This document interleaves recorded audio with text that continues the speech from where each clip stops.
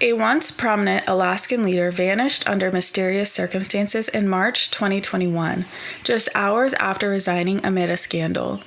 Piloting his personal helicopter toward Kodiak Island, he never arrived, and tracking data showed the aircraft suddenly stopping over the icy waters of the Gulf of Alaska.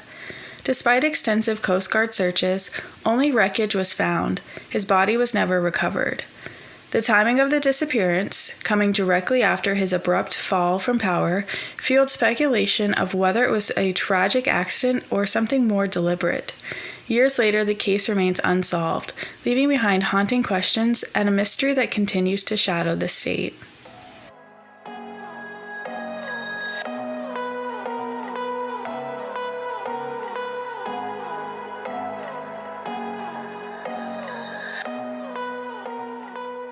Welcome to Without a Trace. I'm your host, Jolynn. Every file holds a mystery. Every story deserves to be heard. This is Andy's story. Andy Teuber was described as talented, energetic, successful, and proud.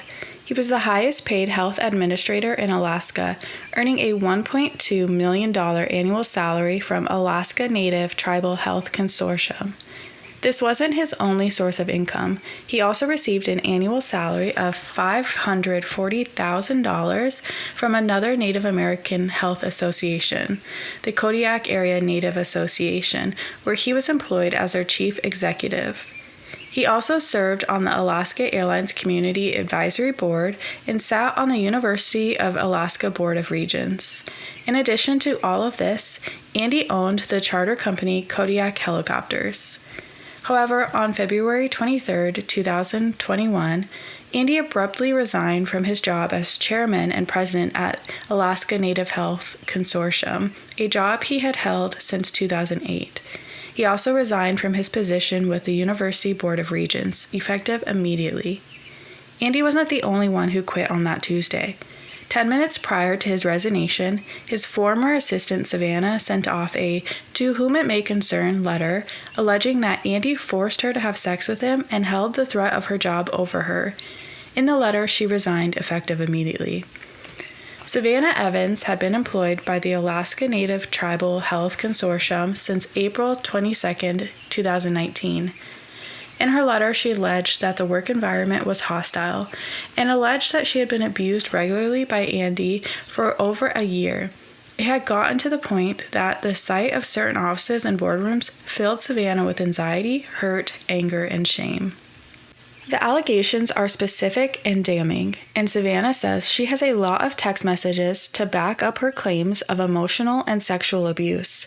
She disclosed that during her first week, Andy coordinated to have her travel to Kodiak to learn the operations. Andy had dinner with Savannah on that Friday night, and later that evening he texted her, requesting inappropriate photos. Savannah ignored this text message and noted that nothing physical occurred on her first trip to Kodiak. However, Andy requested that Savannah return to Kodiak on October 11, 2019, to help with the company's annual meeting. After dinner and a walk at the harbor, Andy reached around and kissed Savannah. He then took her back to his room and had sex with her. She noted that this relationship was not consensual and that she felt pressured since Andy controlled her employment. On October 15, 2019, Savannah attended a work dinner with Andy and an insurance company. Andy had several glasses of wine during dinner and continued to drink alcohol after the dinner. Savannah explained that Andy was so intoxicated that she agreed to give him a ride home. Once at his house, he pulled her into a bedroom and had sex with her. Andy wouldn't get off her to let her leave, but Savannah was finally able to push him off and run out of the house. Andy later texted her, simply saying, "I'm sorry, that wasn't cool." 2 weeks later, Savannah made it clear to Andy that she wanted to end the sexual relationship, but Andy flew into a rage about flies in his office and stated he couldn't work under such conditions. He ordered that Savannah pack up his office things so he could work from home. He also requested that anything that needed to be signed must be delivered to his house by Savannah. During a trip to deliver papers for his signature, Andy pushed Savannah into a bedroom for sex and told her, "You always listen better after I fuck you." On August 1st, 2020, Andy alluded to having tested positive for COVID-19 and informed Savannah that she should immediately act as if she were also positive. She got a rapid COVID-19 test and that night received negative test results. She texted the results to Andy, and he responded that he was coming to the office. When he arrived, there were no words exchanged. He simply unbuckled her pants and had sex with her. When he finished, he said, "Thanks, I feel a lot better now." Anytime Savannah tried to ignore Andy's calls or texts during her non-work private time, he would swear at her, demand responses, and threaten her by referring to her job. Andy routinely used his power within the organization to coerce Savannah into having sexual relationships with him. In December of 2020, Savannah also was given an evaluation for the period of time between October 2019 through September 2020. The summary of performance states, "Summary of employee performance during this evaluation period does not meet expectations." The Human Resources Department also turned a blind eye to the abuse Savannah was suffering. On February 8, 2021, it was proposed by HR that Savannah's salary be reduced by nearly $30,000 a year. Savannah ended her letter by stating, "It is rumored that there have been other employees who experienced abuse at the hands of Andy." This was just a glimpse of the abuse she endured over the past 16 months. Throughout her employment, Andy had repeatedly told Savannah it would be ill-advised to disclose any of the events that had transpired over the time of her employment. However, on February 23, 2021, Savannah spoke out on the abuse she endured and resigned effective immediately. At the time Savannah sent her letter, Andy was out of state, planning to start his life over. He and his longtime girlfriend, Amy, were in Las Vegas tying the knot. Andy and Amy had known each other for about 5 years. They had been planning to get married for years and finally decided to elope in Las Vegas to, quote, "get it over with." Following their wedding, the couple planned to move to Washington to start a new life together. On March 1, 2021, the day Andy married Amy, he received correspondence from the Anchorage Daily News giving him an opportunity to provide his comment on the allegations before they aired the story. He begged the Anchorage Daily News to hold the story until he got back to Alaska so he could be home with his daughter when the news broke. However, the newspaper told him they would not wait and would post the story on Tuesday, March 2nd, with or without his comment. Andy provided the brief statement. "I had a completely consensual personal relationship. I have never and would never engage in a non-consensual personal relationship with anyone. The allegations of wrongdoing that I have been made aware of are false, and these allegations and their timing appear designed to portray me unjustly and falsely, to damage my personal and family relationships, but especially to sabotage my recent engagement and new marriage. On advice of counsel, I must withhold further comment at this time." Andy would never get the chance to tell his side of the story because 1 week after Savannah sent her letter and Andy resigned, his helicopter crashed into the frigid Gulf of Alaskan water.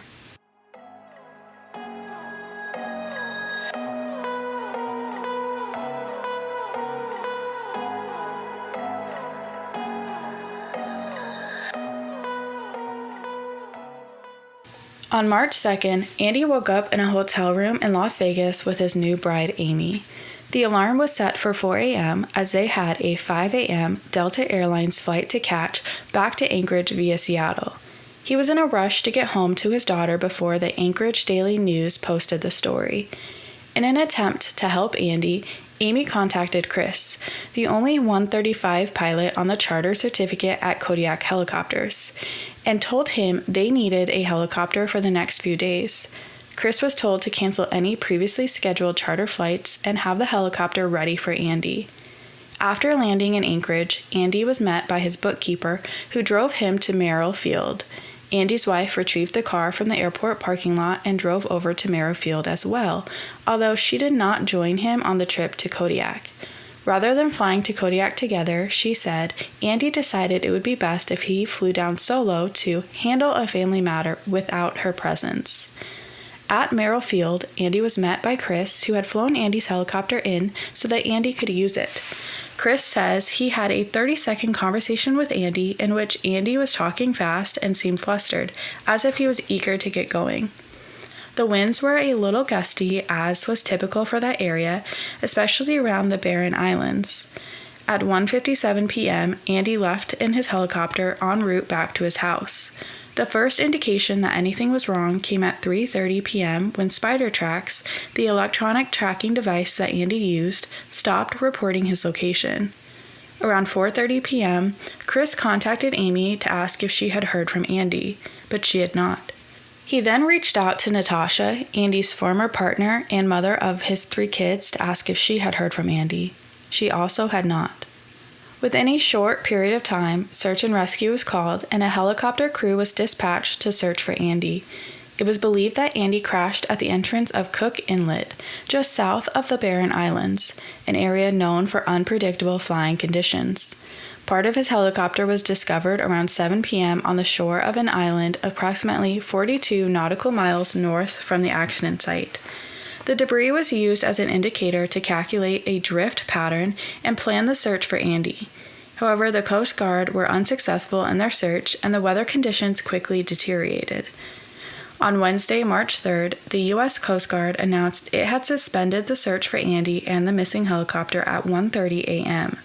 The Coast Guard had a hope that they could recover some of the debris, but later in the search, the weather conditions deteriorated to the point where it was unsafe to do so. A significant factor in the decision to suspend the search was probability of survival. Days after the accident, an air charter company based in Kodiak discovered debris on the beach roughly 100 nautical miles from Cook Inlet. The debris was recovered and found to be parts of Andy's helicopter. Most of the helicopter was not located, and it is presumed to have sunk in the ocean waters.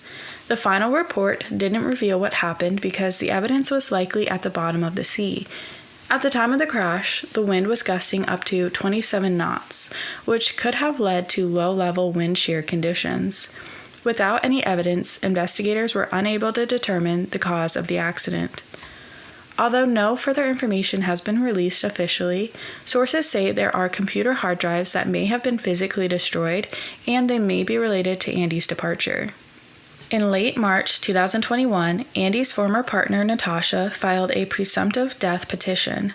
Natasha knew Andy for 25 years and was his designated personal representative. As a result, in April 2021, after testimony from 4 witnesses, a 6-person jury concluded that Andy did not survive the crash. This allowed for his death to be official so his family could handle his financial and estate arrangements. It seems Amy knew about the allegations against Andy and decided to marry him anyway. In an interview, she mentioned that Andy wanted to discreetly get to Kodiak to see his daughter and that his financial situation changed in the recent days due to his resignation. Although it isn't clear what she knew, she did know about his resignation. Andy denied allegations and even went as far as to say that Savannah was the sexual aggressor.